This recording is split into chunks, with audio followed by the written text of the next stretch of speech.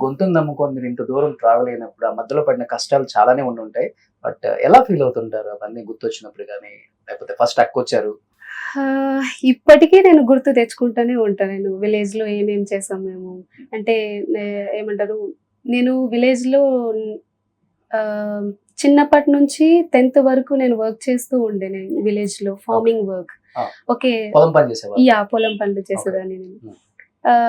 అక్కడి నుంచి ఇంక అక్క పిలుచుకోవడం జరిగిందనమాట. హైదరాబాద్‌కి వచ్చా. 9థ్, 10థ్ అన్నీ ఇంటర్మీడియేట్ అన్నీ ఇక్కడే చదువుకోవడం జరిగింది. అండ్ ఆల్సో నాకు అంత హోప్స్ లేదు సింగింగ్ మీద.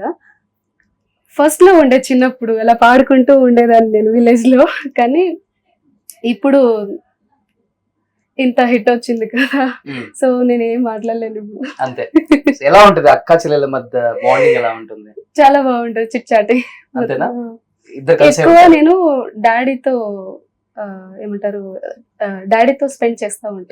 ఎక్కువ డాడీతో ఓకే. స్పెండ్ చేస్తా. హ్మ్. హ్మ్. సో అమ్మ అంటే ఇంకొక అమ్మ మంగ్లీ ఇక్కడ. హా, అంతే. హా. హ్మ్.